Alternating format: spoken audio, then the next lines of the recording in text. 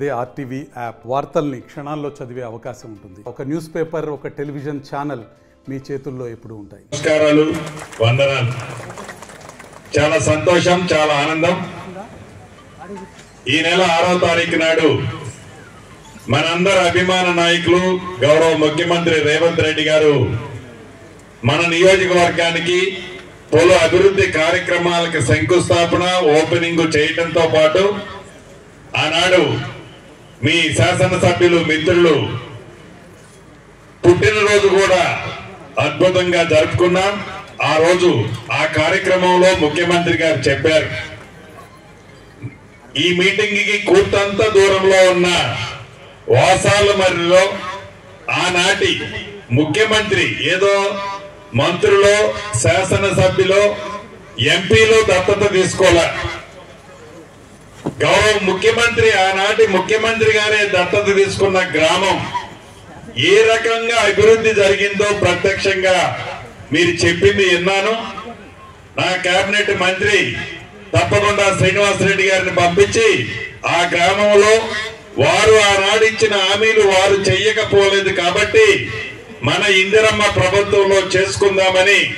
చెప్పిన మాట ప్రకారం గౌరవ ముఖ్యమంత్రి గారి సూచనల మేరకు ఈ వాసాలమర్రికి నేను ఇక్కడికి వచ్చి అర్హులైన లబ్ధిదారులు ఎవరైతే ఉన్నారో, పేదవాళ్ళు ఎవరైతే ఉన్నారో, పేదవాడి చిరకాల కోరిక ఒక చిన్న ఇల్లు కట్టుకోవాలని కోరికతో మిగిలి ఉన్నవారు ఎవరైతే ఉన్నారో అటువంటి వారు ఎంతమంది ఉన్నా ఇందిరమ్మ ఇల్లు వారి కల కాబట్టి ఆ ఇల్లు ఇయ్యాలనే కార్యక్రమాన్ని ఈనాడు ఇక్కడ పెద్ద ఎత్తున గౌరవ శాసనసభ్యులు గారు, గౌరవ పార్లమెంటు సభ్యులు గారు, అదే రకంగా గౌరవ జిల్లా కలెక్టర్ గారు, వారి మిత్ర బృందం అంతా కూడా ఇంత పెద్ద ఎత్తున ఈ సభను ఏర్పాటు చేసి ఈరోజు ఇందిరమ్మ ఇళ్ల కార్యక్రమానికి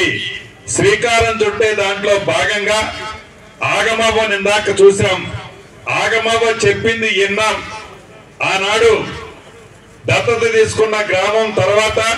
ఈ గ్రామానికి ఆనాటి గౌరవ మాజీ ముఖ్యమంత్రి గారు వచ్చి ప్రభుత్వ సొమ్ముతో భోజనాలు అందరం కలిసి చేద్దామని ఆగమవ్వను పక్కన కూర్చోబెట్టుకొని, ఆగమవ్వ ఇప్పటిదాకా నువ్వు ఆగమాగమయ్యావు, ఈ వాసాలమర్రి కూడా ఆగమాగమైంది, నేను దత్తత తీసుకున్నాను, ఇక చూడు ఈ వాసాలమర్రిని ఒక రోల్ మోడల్ గా చేస్తా, అంతేకాదు ఈ వాసాలమర్రిలాగా రాష్ట్రాన్ని మొత్తాన్ని కూడా అని చెప్పిన మహానుభావుడు రాష్ట్రాన్ని చేశాడో చేయలేదో మీకు తెలియంది కాదు. చివరికి ఒక చిన్న గ్రామం వాసాలమర్రినే ఎటువంటి పరిస్థితికి తీసుకొచ్చాడో తన స్వార్థం కోసం ఈనాడు ప్రత్యక్షంగా ఈ గ్రామంలో ఉండి మనం చూస్తున్నాం. అది ఆనాటి పరిపాలన, ఆ పరిపాలన దక్షత. ఎప్పుడు ఎన్నికలు వచ్చినా బొమ్మలు చూపించి ఓట్లే పెంచుకోవడం తప్ప, నువ్వు నన్ను గెలిపిస్తే ఇంకో ఈ డబుల్ బెడ్రూమ్ ఇస్తామనేవి బొమ్మలు చూపించి ఓట్లేంచుకోవడం తప్ప పట్టుమని ఏ ఊర్లో ఒక 10 ఇళ్లు కట్టిన సందర్భాలు లేదు. ఒక 10 మంది పేదవాళ్లకు ఉపయోగపడ్డ కార్యక్రమం ఆనాటి ప్రభుత్వం చేయాల. ధనిక తెలంగాణ రాష్ట్రాన్ని ఇందాక మిత్రులు చెప్పినట్లు 8,19,000 కోట్ల అప్పు అయితే చేశారు. అప్పు చేయటమే కాదు, ఆ చేసిన అప్పు మన ఇందిరమ్మ ప్రభుత్వం ప్రతి నెల 6,500 కోట్లు అసలు మిత్తి కడుతూ, ఆనాటి ప్రభుత్వం ఏమైనా అలా కొర మంచి కార్యక్రమాలు చేస్తే వాటిని చేస్తూ ఏది ఆపకుండా ఎన్నికల ముందు ఇచ్చిన ప్రతి హామీని పేదవారికి ఇచ్చే దిశలో ఇందాక మిత్రులు చెప్పినట్లు పేదవాడికి 200 యూనిట్లు ఉచిత కరెంటు, 500 రూపాయలకే గ్యాస్ మొద్దు, ఆడబిడ్డల ఆర్టీసీ బస్సులో ఎంత దూరం ప్రయాణం చేసినా ₹1 కూడా ఛార్జీ లేకుండా చేసే వసతి,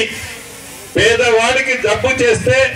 10 లక్షల రూపాయల వరకు నాణ్యమైన వైద్యం ఇప్పించడం కోసం రాజీవ్ ఆరోగ్యశ్రీ కార్యక్రమం ద్వారా పేదవాడికి అండగా ఉండే కార్యక్రమం.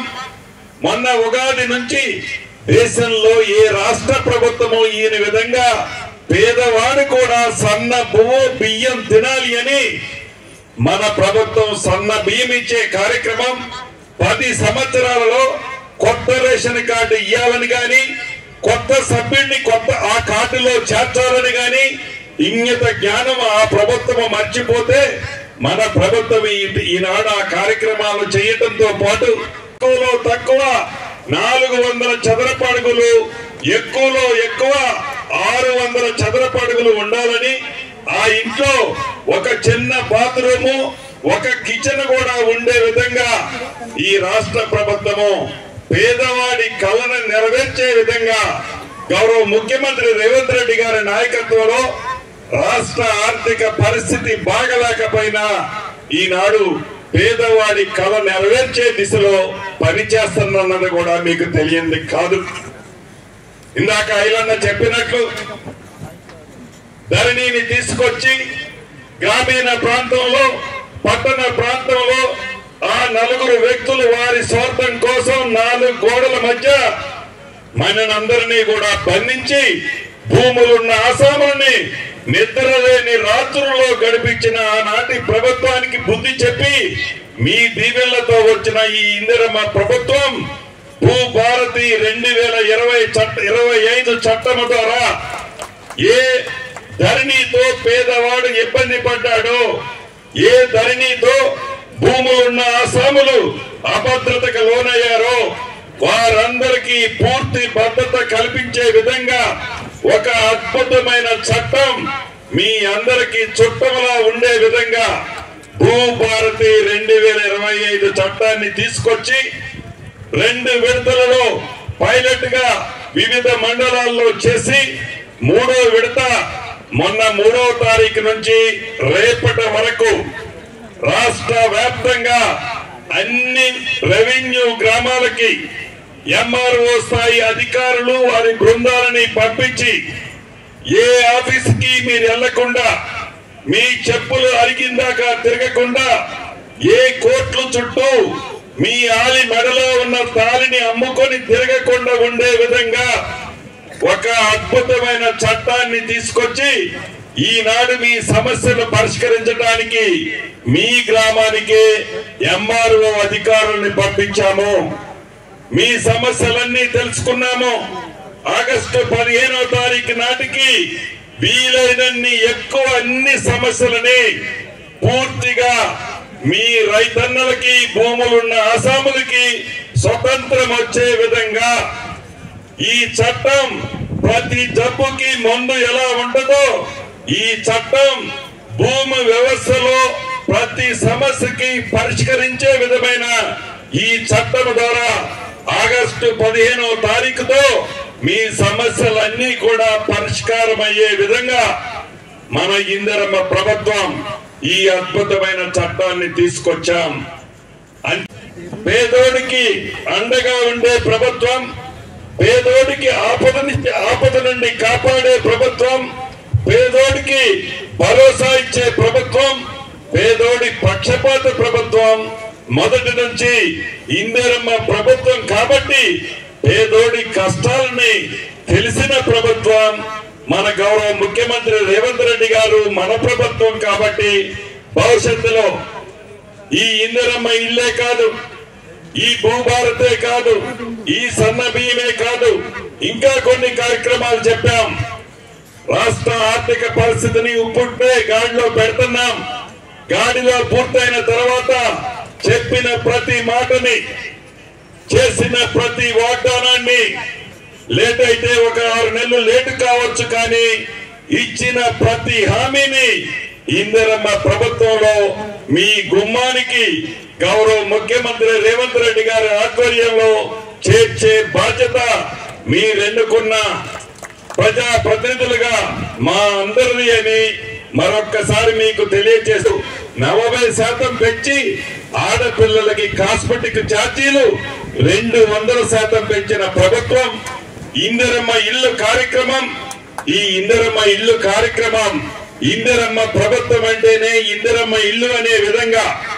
ఆనాటి ఉమ్మడి ఆంధ్రప్రదేశ్ లో ఇప్పుడున్న తెలంగాణ రాష్ట్రంలో సుమారు 24 లక్షల ఇల్లు కట్టిన ప్రభుత్వం మన ఇందిరమ్మ ప్రభుత్వం. గడిచిన 10 సంవత్సరాల్లో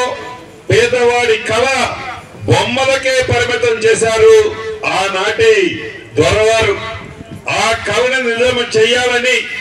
మొదటి విడతగా రాష్ట్ర వ్యాప్తంగా 4.5 లక్షల ఇళ్లు ఇచ్చి ప్రతి ఇంటికి 5 లక్షల చొప్పున 4 విడతల్లో పునాదులు వేయటంతోనే ₹1,00,000,